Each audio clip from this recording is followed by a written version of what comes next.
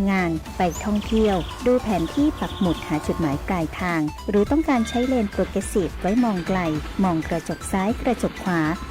The World of Ticon เราเข้าใจถึงปัญหาสายตาของคุณดีวัดสายตาแม่นยำโดยทัศนศาสตร์ด้วยประสบการณ์กว่า 40 ปี wow. The World of Ticon ช่วยคุณได้ตัวแทนจำหน่ายแว่นตานาฬิกาพร้อมบริการหลังการขาย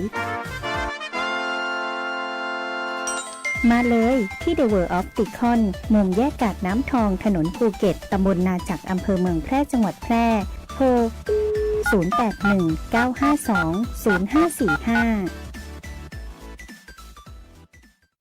ถ้าชีวิตของคุณคือหนังหนึ่งเรื่องคปภ.เฮาบ่ใจผู้กำกับแต่เฮาคือผู้สนับสนุนตียาให้ตัวเอกอย่างคุณได้ปะกับฉากจบอย่างแฮปปี้เอนดิ้งดังนั้นกู้เหตุประกันภัยสิทธิ์ของคุณต้องได้รับความคุ้มครองหากเกิดข้อพิพาทบันทึกเหตุการณ์เก็บหลักฐานติดต่อบริษัทประกันภัยและเพื่อความมั่นใจคปภ.พร้อมให้คำปรึกษาเพิ่มเติมทุกกรณีเพื่อกู้สิทธิ์ของคุณได้รับความเป็นธรรมอย่างแท้จริงสายด่วนคปภ1186 Line Official @OIC Connect คปภ.คุ้มครองผู้ทำประกันภัยคุ้มครองคุณมาช่วยกันเฝ้าระวังไฟป่ามาผู้ก่อว่าภาคเหนือมีพื้นที่เผาซ้ำซากสูงถึง10 ล้านไร่กว่า 90% ของไฟป่ามาจากฝีมือมนุษย์ตีเผาเพื่อหาเห็ดของป่าและการเผาเศษซากพืชหลังการเก็บเกี่ยวบ่ว่าจะเป็นต่อสั่งข้าวโพดเลี้ยงสัตว์หรือนาข้าวฝุ่นควันจากการเผาคือ PM 2.5 ภัยเงียบติยะฮืออายุสั้นลงถึง1 ปีจากทั้งปอดอุดกั้นมะเร็งหัวใจล้มเหลวและสมองเสื่อมวร่วมใจคนไทยหยุดเผาคืนลมหายใจสะอาดให้ลูกหลานกับโครงการจัดยะนโยบายการเปลี่ยนแปลงการใช้ประโยชน์ที่ดินเพื่อบริหารจัดการ PM 2.5 สนับสนุนโดยวช.สำนักงานการวิจัยแห่งชาติช่วยกันรักษาบางส่วนให้นาบ่ฮื้อไฟป่ามันเข้าขบวนยาวแต่เราเข้ามาทั้งอำเภอเพราะความปลอดภัยไม่ได้เริ่มตอนที่เหยียบคันเร่งแต่เริ่มที่เช็ครถเช็คเส้นทางเช็คคนว่าพร้อมแค่ไหน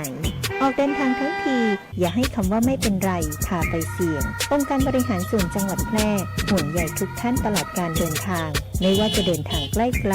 ก็อยากให้ท่านถึงที่หมายอย่างปลอดภัยทุกเทศกาลเซฟชีวิตเช็คสักนิดก่อนออกเดินทางด้วยความห่วงใยจากองค์การบริหารส่วนจังหวัดแพร่คุณกำลังฟังสวท.แพร่ FM 91 MHz กรมประชาสัมพันธ์สถานีเพลงเพราะที่นี่สถานีวิทยุกระจายเสียงแห่งประเทศไทยจังหวัดแพร่ส่งกระจายเสียงด้วยระบบ FM สเตอริโอมัลติเพล็กซ์ความถี่91 เมกะเฮิรตซ์จากนี้ไปติดตามรับฟังรายการแพร่สารฝันพลังใจโดยเครือข่ายดีเจคนพิการ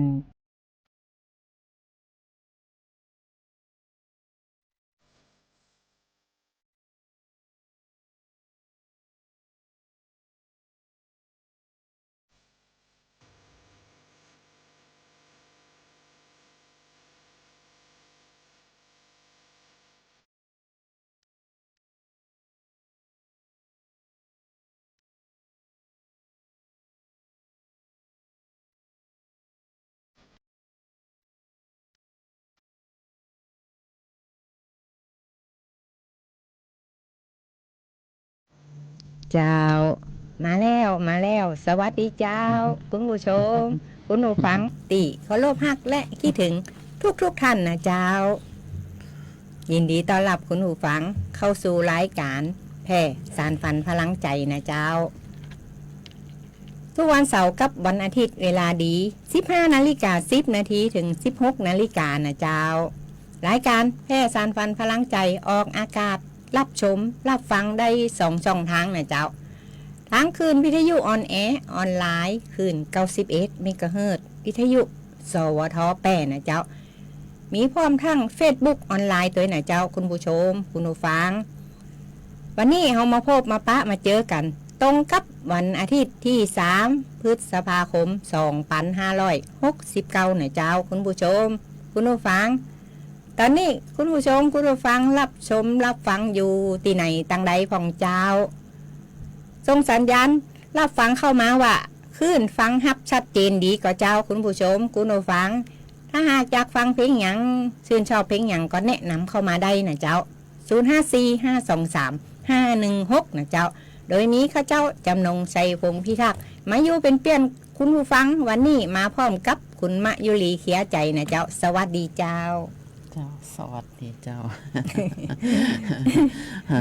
วันนี้ก็มีข่าวของพัฒนาการสังคม และความมั่นคงของมนุษย์รวมถึงข่าวอุบัติเหตุ แล้วก็จะมีข่าวเตือนภัยแกล้งมิจฉาชีพอ้างเป็นเจ้าหน้าที่การไฟฟ้า เจ้า บุกขู่ตัดไฟถึงหน้าบ้านนะเจ้าเนาะเดี๋ยว เจ้า เป็นจะได้ก็เดี๋ยวก็จะมาเล่าให้กับทุกท่านได้รับฟังกันเด้อเนาะ เจ้า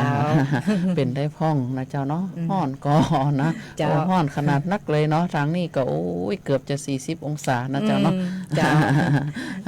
รักษาสุขภาพกันเด้อนะเจ้าดื่มน้ำมันน้อยนะเจ้าเนาะ เจ้า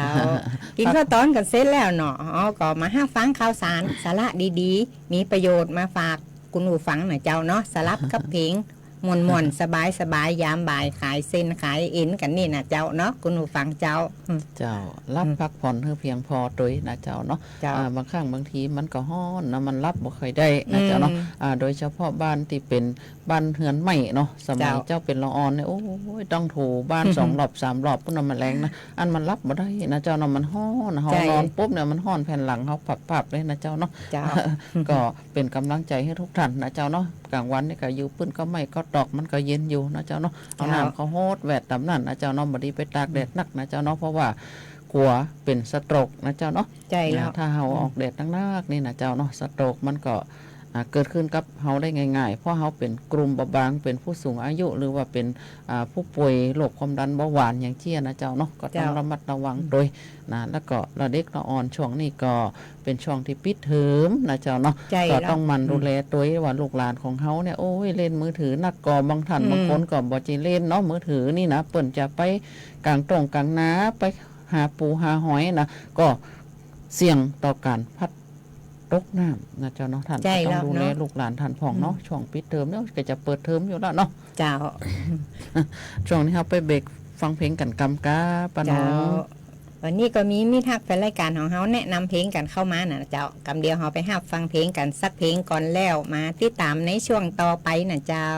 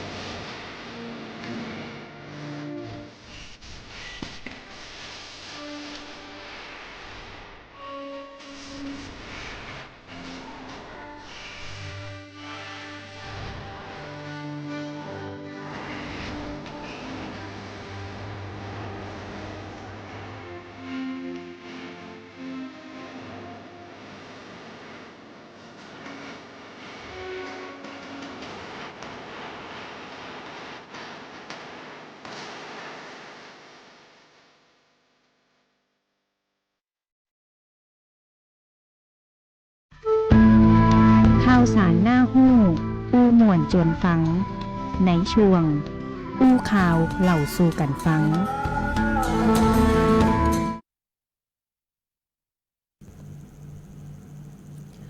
เจ้า ก็มาถึง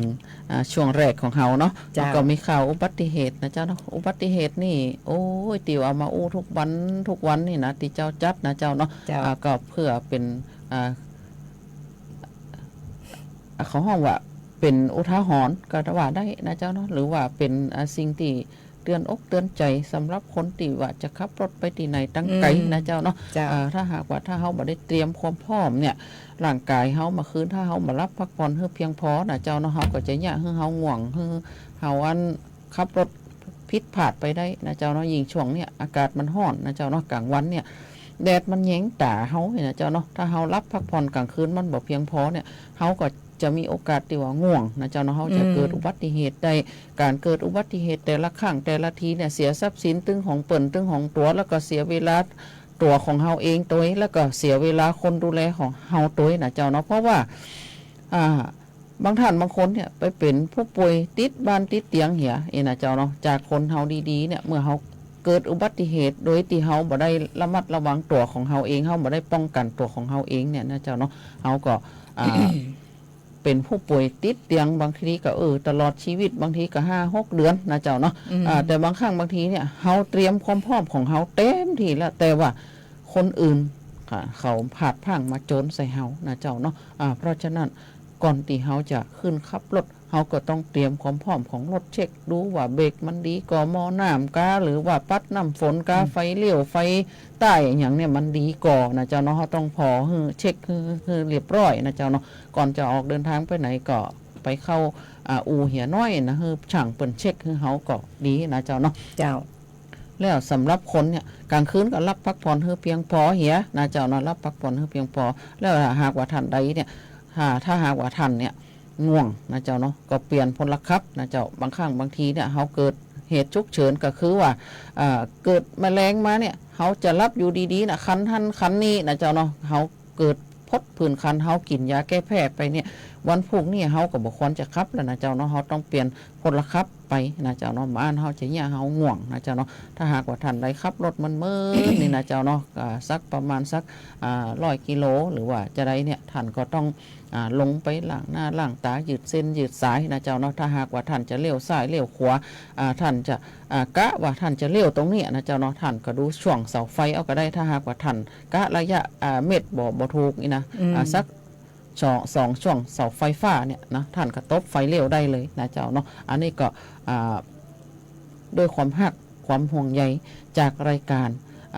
แพร่สานฝันพลังใจเครือข่ายดีเจคนพิการของเฮานะเจ้าก็อย่างอุบัติเหตุเนี่ยเนาะ เจ้า เฮาเป็นผู้พิการนะผู้พิการเฮาก็ออกมาเป็นตัวอย่างให้กับพ่อแม่พี่น้องได้เห็นว่าผู้พิการของเฮาเนี่ยนะเจ้าเนาะบางครั้งบางทีเฮาเกิดมาเป็นผู้พิการอยู่แล้วนะพอเฮาอายุนักมาน้อยนะเฮาอาจจะเผลิดพลังไปนะเป็นผู้พิการโดย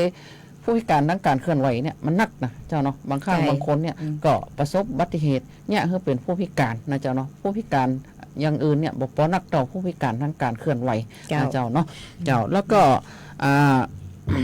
หลายสาเหตุนะเจ้าเนาะถ้าหากว่าเฮาบ่เตรียมพร้อมนะเจ้าเนาะเพราะฉะนั้นเราก็ต้องเตรียมความพร้อมของคนของรถนะเจ้าเนาะเกิดเหตุฉุกเฉินมาโทร1669นะเจ้าเนาะก่อนจะขึ้นรถพอให้ดีๆแหมกำวันหมดอายุของพรบนะเจ้าเนาะว่าหมดอายุหรือยังนะเจ้าเนาะ เจ้าใจแล้วเนาะ เจ้าป้านงมีอย่างผ่องเนาะ เจ้าวันนี้เขาก็จะนำข่าวสารของผู้สนับสนุนรายการแพร่สานฝันพลังใจจากกองทุนพัฒนาส่งเสริมคุณภาพชีวิตคนพิการของจังหวัดแปร่ของพม.แปร่เฮานี่นะเจ้าที่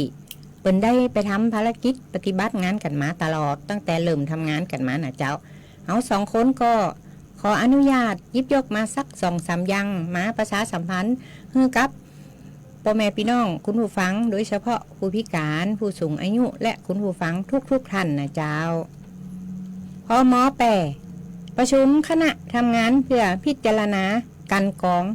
ารกู้ยืมเงินประกอบอาชีพกองทุนผู้สูงอายุของจังหวัดวันที่30 เมษายน 2569 นางอรนุชชัยชาญพัฒนาสังคมและความมั่นคงของมนุษย์จังหวัดแพร่เป็นประธาน คณะทำงานการกองการกู้ยืมเงินทุนประกอบอาชีพและโครงการขอรับการสนับสนุนจากกองทุนผู้สูงอายุประจำจังหวัดแพร่ครั้งที่2569 คณะงานมีมติเห็นชอบคุณสมบัติการกู้ยืมเงินทุนประกอบอาชีพของผู้สูงอายุจำนวน16หลายเป็นเงิน 480,000 บาทเพื่อเสนอคณะอนุกรรมการบริหารกองทุนผู้สูงอายุรับพิจารณาต่อไปนะเจ้าคุณผู้ฟังเจ้า เดี๋ยวไปต่อแห่งภารกิจหนึ่งเนาะเจ้าพม.แปรลงพื้นที่สอบข้อเท็จจริงช่วยเหลือผู้ประสบปัญหาทางสังคมในพื้นที่อำเภอเมืองแปรจังหวัดแปรวันที่1 พฤษภาคม 2569 นางอรนุชชัยชาญพัฒนาสังคมและความมั่นคงของมนุษย์จังหวัดแปรมอบหมายให้เจ้าหน้าที่สำนักงานพัฒนาสังคมและความมั่นคงของมนุษย์ลงพื้นที่ร่วมกับเจ้าหน้าที่องค์กรปกครองส่วนท้องถิ่นสอบข้อเท็จจริงช่วยเหลือผู้ประสบปัญหาทางสังคมในพื้นที่อำเภอเมืองแปรจังหวัดแปรจำนวน5หลาย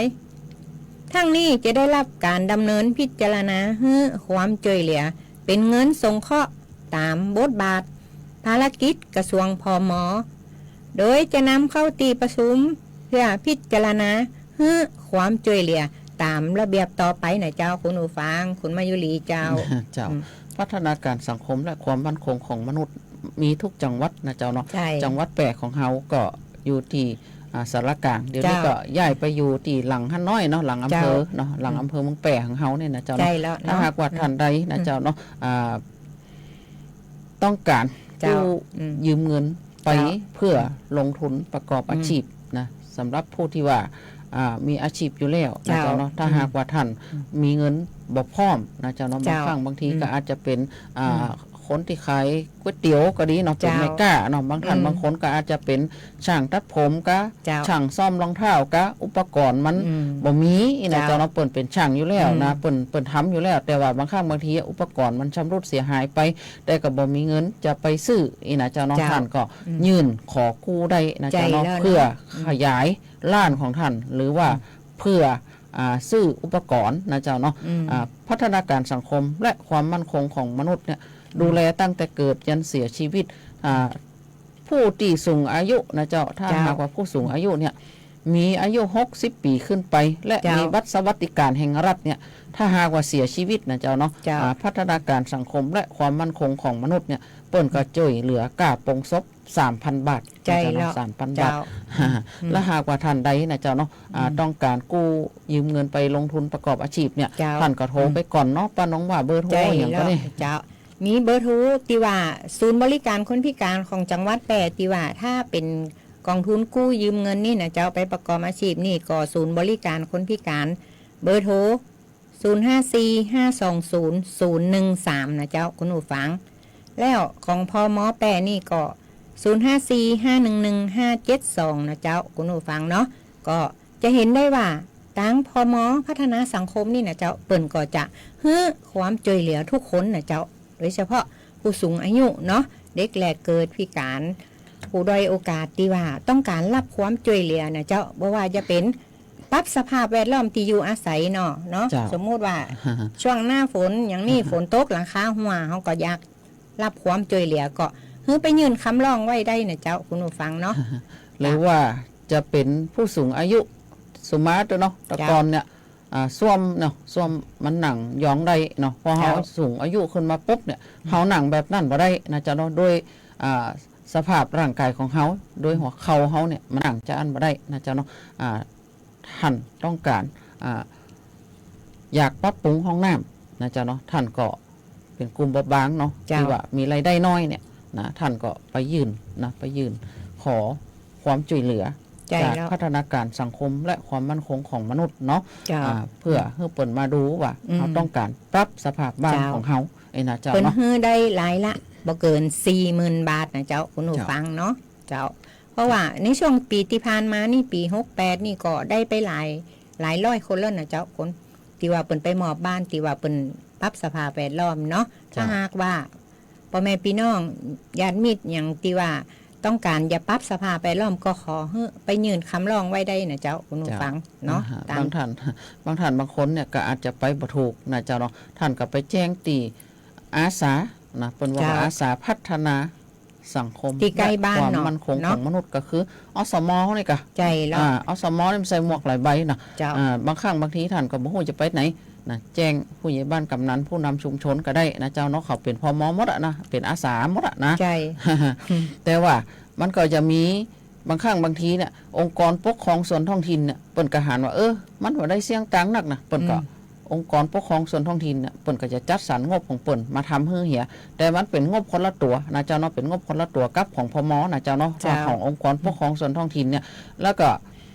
เปิ้นก็อย่ามารวมกันบ่ได้เนาะแต่ว่าถ้าเป็นขององค์กรปกครองส่วนท้องถิ่นเนี่ยงบของเปิ้นก็จะเอาช่างของเปิ้นมาประเมินว่าเนี่ยอยากโจรจริงแต่ว่าบ้านลุบ้านเสียจริงห้องน้ำบ่เสียจริงนะงบมันมีตัวอีนะแล้วท่านจะไปขอซ้ำซ้อนแหมมันก็บ่ได้นะเจ้าเนาะมันท่านต้องเอางบตัวไหนตัวหนึ่งมานะเจ้าเนาะเพราะว่าช่างแต่ละของละหน่วยงานนะเปิ้นก็จะประเมินของเปิ้นนะเจ้าเนาะถ้าหากว่าท่านไปขอของพมนะช่างของพมเปิ้นก็จะมาดูสถานการณ์แล้วก็มาประเมินบ้านท่านนะเจ้าเนาะแล้วเปิ้นก็จะจัดงบมาลงตามนั้นนะเจ้าเนาะแต่ถ้าหากว่าเป็นท่านขอไปติองค์กรปกครองส่วนท้องถิ่นองค์กรปกครองส่วนท้องถิ่นเนี่ยเปิ้นก็จะมีช่างของเปิ้นออกมาประเมินนะเจ้าเนาะแล้วก็เปิ้นก็จะมาทำให้ท่านนะเจ้าเนาะสองงบนี่เอามารวมกันบ่ได้นะเจ้าเนาะสองงบนี้มารวมกันบ่ได้นะเจ้าเนาะช่วงนี้เราไปเบรกฟังเพลงกันสักกำกันเอาไปน้องเนาะ เจ้าเดี๋ยวมาติดตามช่วงต่อไปเจ้า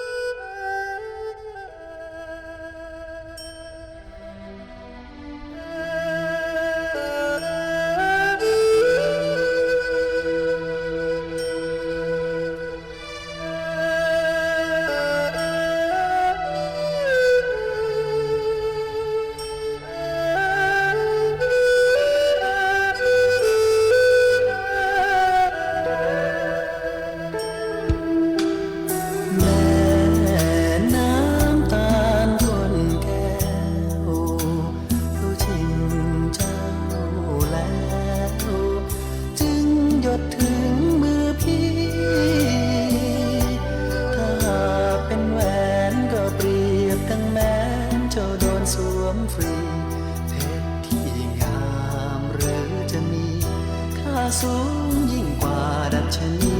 ของนางแม่น้ำตาลก้นแก้วเขาชิมเบื่อแล้วจึงถูกเขาทิ้งขว้าง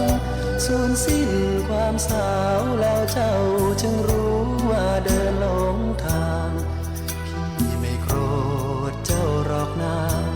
ยังรักไม่จางรักนางเสมอ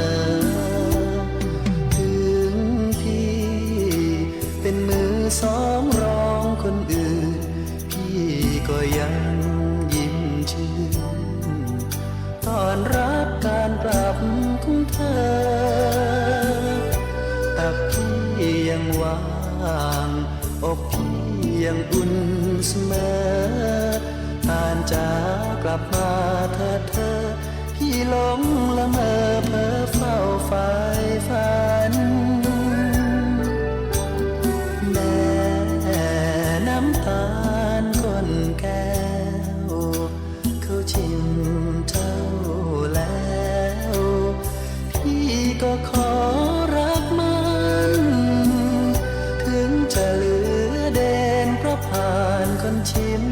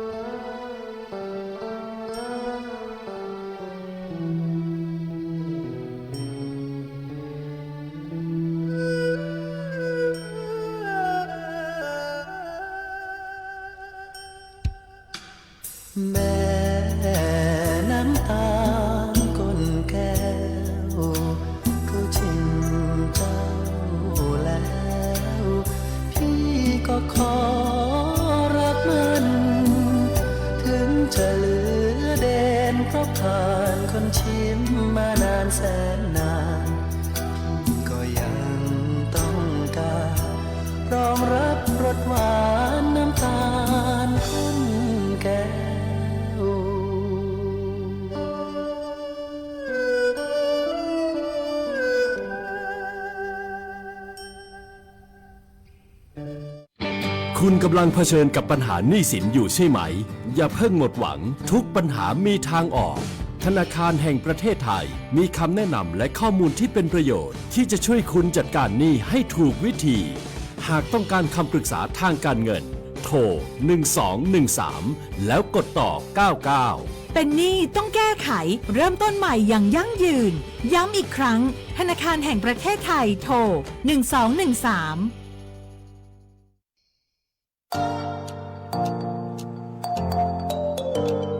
ถ้าคุณกำลังถามตัวเองว่าเรียนอะไรดีที่จบแล้วมีงานทำจริงเรียนอะไรที่ต่อยอดชีวิตได้ไกลกว่าห้องเรียนหยุดคิดไว้ตรงนี้เพราะคำตอบอยู่ที่วิทยาลัยอาชีวศึกษาแพร่ที่นี่เราไม่ได้สอนแค่ให้รู้แต่สอนให้ทำเป็นทำจริงและทำได้ในโลกอาชีพเปิดรับสมัครนักศึกษาใหม่ปีการศึกษา 2569 สำหรับผู้จบม.3 ม.6 และปวช.3 ครบทุกสายที่ตลาดต้องการทั้งการบัญชีการตลาดการจัดการสำนักงานดิจิทัลการจัดการโลจิสติกส์และซัพพลายเส้นคหกรรมศาสตร์อาหารและโภชนาการแฟชั่นสิ่งทอดิจิทัลกราฟิกวิจิตรศิลป์การโรงแรมการท่องเที่ยวเทคโนโลยีธุรกิจดิจิทัลและเทคโนโลยีสารสนเทศเรียนได้ตั้งแต่ปวช ปวส จนถึงระดับปริญญาตรีระบบปกติและทวิภาคีเรียนไปทำงานไปมีรายได้ระหว่างเรียนที่สำคัญเรามีสถานประกอบการชั้นนำรองรับการฝึกจริงและมีทุนการศึกษาอีกมากมายรอคุณอยู่อยากมีอาชีพอยากมีอนาคตที่จับต้องได้เริ่มต้นวันนี้ที่วิทยาลัยอาชีวศึกษาแพร่เตรียมชีวิตจริงให้พร้อมสู่โลกอาชีพเรียนจริงทำได้จริงมีงานรองรับเพราะความสำเร็จที่ยิ่งใหญ่เกิดขึ้นได้ที่วิทยาลัยอาชีวศึกษาแพร่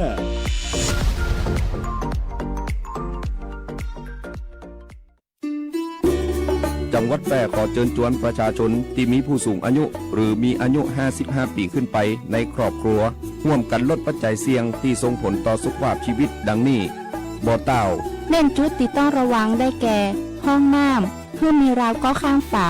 เพื่อนไปชิ้นกันลื่นทางเดินต้องมีแสงสว่างจัดของใช้ในห้องนอนและนั่งเล่นให้เป็นระเบียบบันไดให้มีราวในการจับขึ้นลงเพื่อนบ้านบอกควรมีทางต่างระดับบ่ลืมงดเครื่องดื่มแอลกอฮอล์ออกกำลังกายเพิ่มความจำบ่ซึมเศร้าหลีกเลี่ยงกันอยู่คนเดียวร่วมกิจกรรมกับคนอื่นๆเพื่อคลายความเครียดกินข้าวกะลำเลือกอาหารที่มีประโยชน์ตรวจฟันอย่างน้อยปีละ1 ครั้งบ่เต้าบ่ลืมบ่ซึมเศร้ากินข้าวกะลำคาถาสุขภาพของผู้สูงวัยด้วยความห่วงใยจากสำนักงานสาธารณสุขจังหวัดแพร่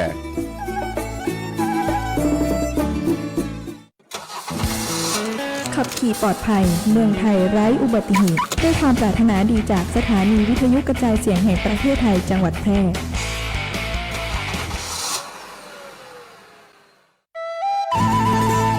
อู้กันสบายๆได้ประเด็นในช่วง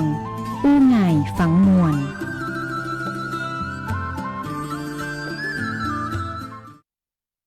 เจ้า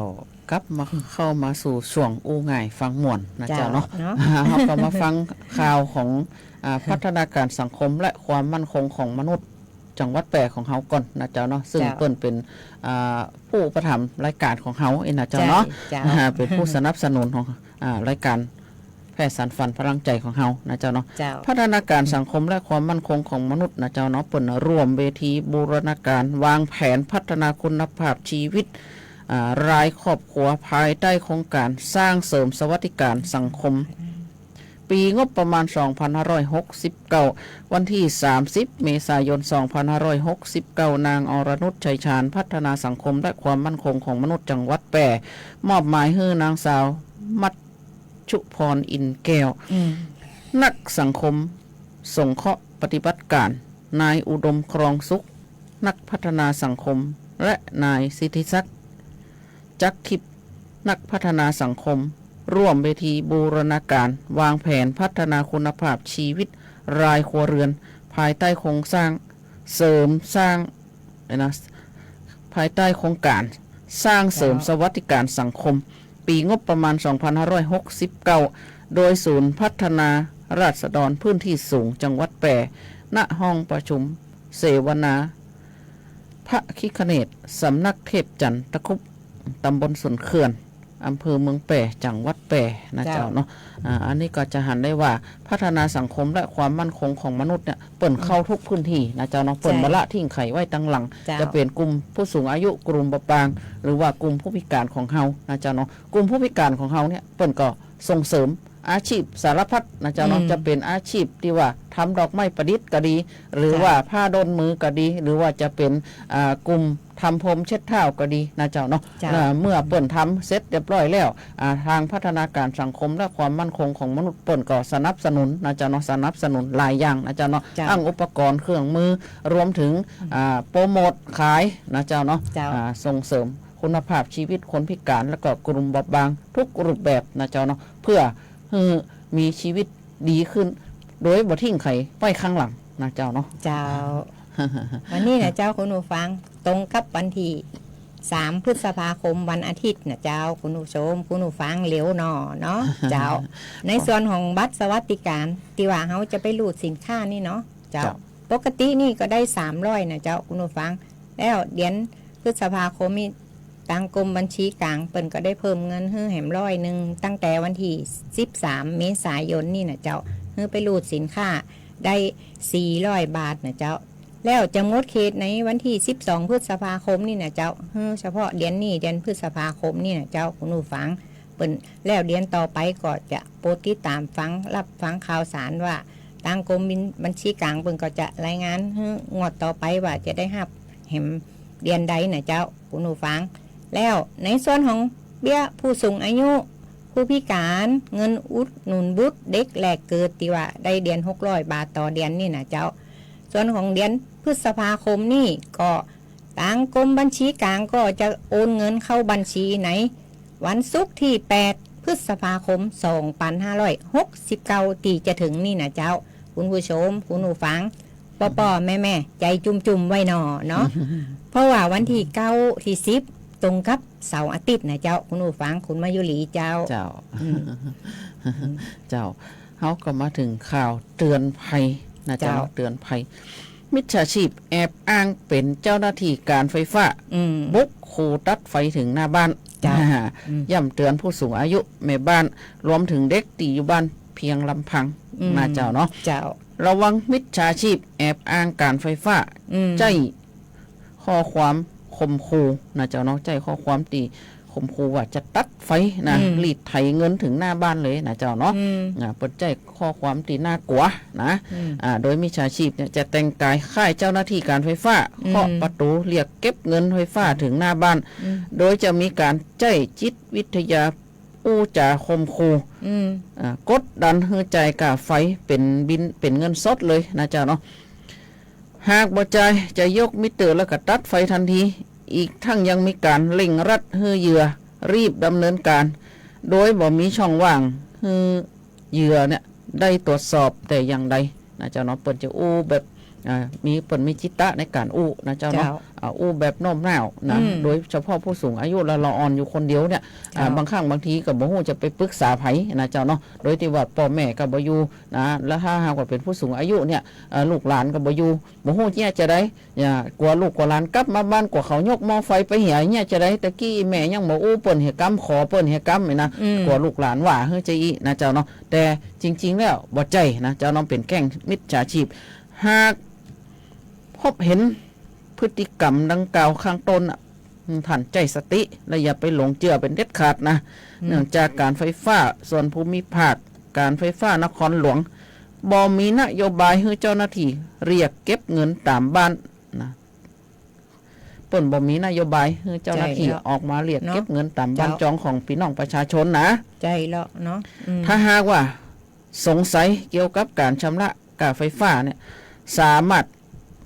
โทรตรวจสอบข้อมูลได้ที่สายด่วน1129นะเจ้าเนาะหรือสายด่วน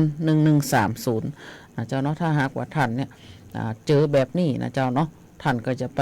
หลงเจือนะเจ้าเนาะอย่าไปหลงเจือท่านต้องถามคนหู้ก่อนข้างบ้านเขาเนี่ยเขาไปถามเขาก่อนนะเจ้าเนาะบางครั้งบางทีเนี่ยโอ้เปิ่นทำแบบแนบเนียนเลยคนเปิ่นมีจิตตะในการอู้เนาะเปิ่นอู้นี่โอ้โหเฮานี่ฟังนี่เจือเปิ่นหมดนะเจ้าเนาะบางครั้งบางทีเขาห้องว่า สิทธิของผู้บริโภคนะสิทธิผู้บริโภคเนี่ยมี5อย่างนะเจ้าเนาะมี5อย่างสิทธิก็คือสิทธิในการรับรู้สินค้าสิทธิในการรับรู้การโฆษณานะเจ้าเนาะสิทธิในเรื่องของร้องเรียนนะเจ้าเนาะถ้าเขาได้รับความเป็นธรรมเขาก็ร้องเรียนไปนะเจ้าเนาะสิทธิของผู้บริโภคเนี่ยทุกคนเป็นผู้บริโภคหมดอย่างเช่นท่านไปขึ้นรถสาธารณะเนี่ยถ้าหากว่าท่านได้รับความเป็นธรรมท่านมีสิทธิ์ร้องเรียนได้นะถ้าหากว่าท่านใดคิดอย่างบ่ออกนะเจ้าเนาะคิดอย่างบ่ออกว่าเขาจะไปร้องเรียนได้ที่ไหนนะเจ้าเนาะเครือข่ายสภาผู้บริโภคจังหวัดแปรของเขาก็มีมีกะนะเจ้าเนาะจะเป็นเครือข่ายสตรีพิการเครือข่ายปุ่มพญาตั้งบ้านของกาดนี่นะเจ้าเนาะจะเป็นเครือข่ายกลุ่มเอสนะเจ้าเนาะเอสไม่ยังห่อปนนะเปิดเข้าในเครือข่ายสภาผู้พิการหมดนะเจ้าเนาะสภาผู้บริโภคนะอยู่ที่สถานีขนส่งนี่นะเจ้าเนาะแล้วก็ยังเป็นของห้องว่าเป็นศูนย์สปชชด้วยนะเจ้าเนาะเป็นอยู่ที่เดียวกันนะเจ้าเนาะโดยเฉพาะละอ่อนวัยรุ่นเนี่ยบางครั้งบางทีเนี่ยเปิดไปแอวนะเจ้าเนาะไปแอวซึ่งโรคเอดส์เนี่ยยังระบาดอยู่นะระบาดอยู่แต่โรคเอดส์เนี่ยมันบ่มีอาการแล้วนะเจ้าเนาะเดี๋ยวนี้คือว่าโรคเอดส์เนี่ยเปิ่นมียาต้านไวรัสเอดส์นะเจ้าเนาะมียาต้านไวรัสเอดส์ละอ่อนจะไปแอวหรือว่าไปอย่างกระจ่างนะเจ้าเนาะท่านต้องการนะต้องการสิ่งป้องกันนะสิ่งป้องกันนี่คืออย่างถุงยางอนามัยมีแจกฟรีได้นะเจ้าเนาะฟรีตลอด24ชั่วโมงนะเจ้าเนาะที่ศูนย์สปชชของจังหวัดแปรของเขาอยู่หั่นนะเจ้าเนาะที่ตลาดนั่นนะหรือว่าช่วงระยะนี้เจ้ามิจฉาชีพมันก็มาหลากหลายรูปแบบเนาะที่ว่ามันจะสวมร้อยบอกว่ากดรับสิทธิ์ลงทะเบียนคนละครึ่งนะเจ้าคุณมายุรีเนาะยังบ่มีเตียนะยังบ่มีเตียเนาะอย่าไปพึ่งกดรับสิทธิ์นะเจ้าคุณผู้ฟังเพราะว่าตั้งรัฐบาลเปิ้นยังบ่ได้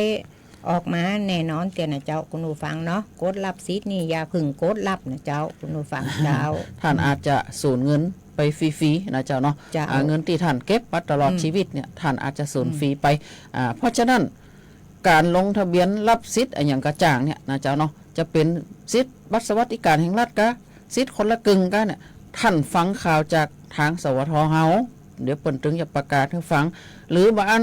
กำนันผู้ใหญ่บ้านหรือหอกระจายข่าวที่ทำการชุมชนทุกชุมชนนะเจ้าเนาะเปิ่นจะมีหอกระจายข่าวไว้นะเจ้าเนาะอย่างของเจ้าเนี่ยเจ้าก็จะไปขึ้นของเพชรรัตน์นะว่าเนี่ยเปิ่นจะลงทะเบียนแล้วเด้อเจ้าก็จะประกาศให้กับทุกท่านได้รับรู้กันนะเจ้าเนาะจะไปนับไปกดนะกดดิ่งเข้าไปเนี่ยเงินที่ท่านเก็บมาตลอดชีวิตเนี่ยศูนย์เปล่าแน่นอนนะเจ้าเนาะศูนย์เปล่าแน่นอนนะเพียงพริบตาเดียวนะเจ้าเนาะเงินที่เขาได้มาเก็บมาตั้งแต่ละออนเนี่ยจนถึงปัจจุบันเนี่ยนะหมดลึงเลยนะอันนี้ก็บอดีไปไว้วางใจลิงก์ที่มันเข้ามาต่างๆนะเจ้าเนาะช่วงก่อนก็เปิ้นว่านึกว่าไม่ได้จริงแต่จริงๆแล้วได้จริงนะมันเป็นหูปรถตัดมาเหียนะตอนนั้นนะเจ้าเนาะโอ้เดี๋ยวคนนั่นก็ส่งมาเดี๋ยวคนนี้ก็ส่งมาคืนหุ่งวันค่ำนะเจ้าเนาะจริงๆมันเป็นลิงก์ปลอมนะเจ้าเนาะทุกอย่างเนี่ยมันมาพร้อมกับบรรยากาศนะเจ้าเนาะยังเหมือนอย่างช่วงเนี้ยมันมากับบรรยากาศอย่างบรรยากาศของการสู้รบภาคตะวันออกกลางเนี่ยราคาน้ำมันก็ขึ้นเนาะพอราคาน้ำมันขึ้นปุ๊บเนี่ยมันก็จะมีมิจฉาชีพเข้ามาแอบแฝงเข้ามาละคุณรีบกดทันทีเลยนะสิทธิของคุณได้ค่าน้ำมันฟรี 2,000 บาทนะพอดีไปกดเข้าไปนะเดี๋ยวนี้มันแนบเนียนเนาะมันมาตามสถานการณ์นะพวกแก๊งมิจฉาชีพนี่เอาอย่างมาปุ๊บเนี่ยมันมาก่อนสวมรอยเลยเนาะสวมรอยเลยใจแล้วเนาะเจ้าคุณผู้ฟังอยู่ทางบ้านเป็นจะได้พอส่งข้อความทักทายเข้ามาได้นะเจ้ายินดีต้อนรับทุกท่านนะเจ้าเนาะวันนี้สภาพอากาศอยู่ทางบ้านเป็นจะได้ห้อนก็ฟ้าห้องก็เจ้าตั้งสถานีนี่อากาศห้อนพองเนาะเจ้ากำเดียวเฮาไปฮับฟังเพลงเย็นๆกันสักเพลงก่อนเนาะคุณผู้ฟังไม่นักแฟนรายการก็แนะนำเข้ามาเดี๋ยวเราไปจัดตามคิวนะเจ้า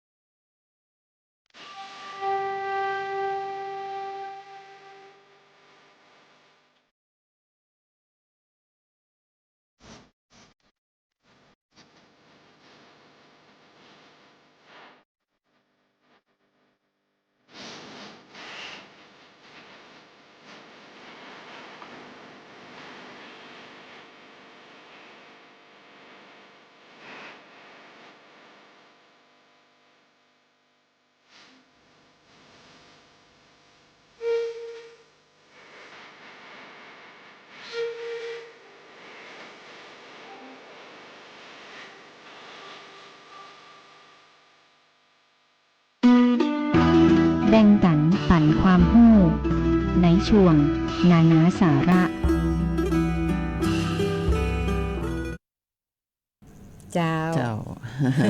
จัดไปตามคำแนะนำแล้วเนาะจำนงใจดีมะยุรีคนรอจัดไปแล้วนะเจ้า FC มีทักกันรายการประจำของเฮาป้ามพันบ้านนาหลวงนะเจ้า คุณผู้ฟัง เป็นขอมาทางหน้า Facebook เนาะ เจ้า ขอบคุณ รายการแพร่สารฟันพลังใจขอขอบพระคุณผู้อำนวยการสถานีวิทยุสวท8ท่านผอ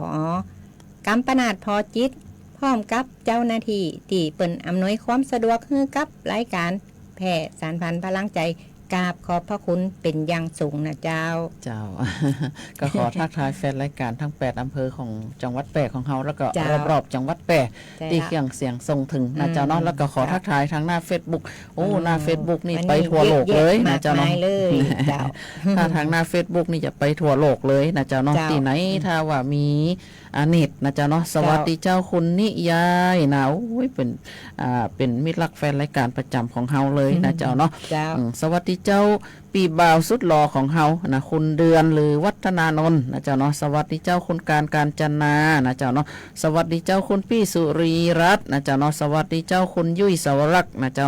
สวัสดีเจ้าคุณรินรดานะเจ้าเนาะสวัสดีเจ้า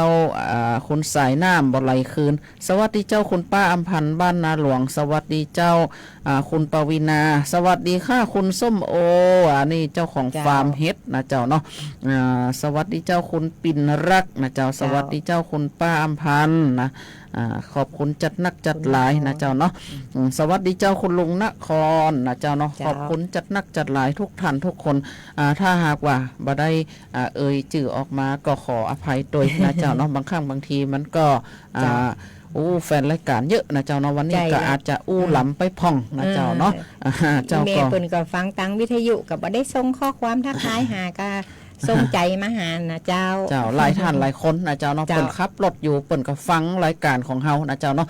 อย่างอาจารย์ทางบ้านหนองฮาเนี่ยเปิ่นว่าอาจารย์ขับรถฟังรายการตัวตลอดเวลาเลยนะกับอีแม่ที่เปิ่นขายข้าวต้มอยู่หน้าอันติกาดมหาโพธิ์นะเปิ้นว่าน้องแม่ฟังตัวตลอดนะบ่ได้มีเวลาขอนะเปิ้นว่าแม่เนี่ยข้าวต้มขายตลอดนะเจ้าเนาะเปิ้นว่าข้าวต้มโจกขายหั่นเปิ้นฟังตลอดเวลาเลยนะเจ้าเนาะเปิ้นบอกว่าทุกรายการนะเจ้าเนาะทุกรายการของสวทเนี่ยเปิ้นว่าโอ้ยรายการเปิ้นดีขนาดไอ้แม่ฟังตลอดวันเลยแม่บ่หมุนขึ้นไปไหนเลยนะเปิ้นว่าเนาะเฮาก็มาอู้ถึงเรื่องช่วงเนี่ยเป็นช่วงที่ว่าอากาศมันแห้งมันแล้งนะเจ้าเนาะบางครั้งบางทีเนี่ยเขาตื่นมาเนี่ยคอเขาก็จะแห้งนะเจ้าเนาะคอแห้งตามอากาศนะเจ้าเนาะบางครั้งบางทีเขาก็ลืมจิบน้ำเขาก็ดื่มช้าอะหยังนะเจ้าตีมันเนี่ยเฮือชุ่มคออยู่ตลอดเวลาแล้วก็เป็นสมุนไพรใกล้บ้านเขาในตัวบ้านเขาเนี่ยทุกท่านทุกคนก็คงจะมีอยู่ในบ้านของเขาก็คือชาตะไคร่นะเจ้าเนาะตะไคร่เนี่ยก็คือตะไคร่ใส่แกงของเขานี่แหละเนาะบางท่านบางคนเนี่ยก็ตัดใบมันขวางไปบ่ได้ท่านตัดใบปุ๊บน่ะท่านกับล้างดีๆท่านก็หั่นเป็นฝอยแล้วไปตากเนาะหรือบางท่านบางคนมีเครื่องอบเนาะท่านก็ไปอบแห้งเนาะอบแล้วก็หรือว่าตากเอามาคั่วแล้วก็มาชงชากินนะเจ้าเนาะอันนี้จะเนี่ยคือท่านชุ่มคอนะเจ้าเนาะชุ่มคอแล้วก็รู้สึกสดชื่นนะเจ้าเนาะตะไคร่เนี่ยเป็นสมุนไพรที่ว่ารักษากระดูกได้ตัวนะเจ้าเนาะสมัยเจ้าเป็นละอ่อนเนี่ยพ่อแม่เจ้าบอกว่าเนี่ยไอ้น้องนะไก่เนี่ยมันแข็งฮักเนี่ยเอาตะไคร่นี่นะไปกรอบแข็งไก่เนื้อมัดแข็งไก่เนี่ยมันเป็นสมุนไพรรักษากระดูกได้นะเจ้านั้นที่คือสมุนไพรในครัวเรือนของเฮาไก่บ้านเฮาตัวนะเจ้าเนาะเชื่อว่าทุกคนต้องมีนะเจ้าเนาะเฮาก็มาถึงช่วงท้ายรายการของเฮาแล้วนะเจ้าเนาะป้านงเนาะขอพระคุณทุกเสียงทุกสายทุกข้อความเลยนะเจ้าคุณผู้ชมคุณผู้ฟังทุกวันเสาร์กับวันอาทิตย์เฮาก็จะหมุนเวียนสลับซับเปลี่ยนกันนะเจ้ามี4สาว2หนุ่มนะเจ้าก็จะนำข่าวสารสาระน่ารู้มาฝากคุณผู้ชมคุณผู้ฟังนะเจ้าวันนี้เวลาหมดเวลานะเจ้าก็ขอให้พ่อแม่พี่น้องคุณผู้ชมคุณผู้ฟังรักษาดูแลสุขภาพให้แข็งแรงนะเจ้ามีเงินกินเงินใจยาเจ็บยาจนเฮงๆรวยๆกันทุกคนทุกท่านนะเจ้าวันนี้ข้าเจ้าจำนงชัยพงษ์พิทักษ์เจ้าข้าเจ้ามายุรีเข้าใจก็ลาไปก่อนนะเจ้าสวัสดีเจ้า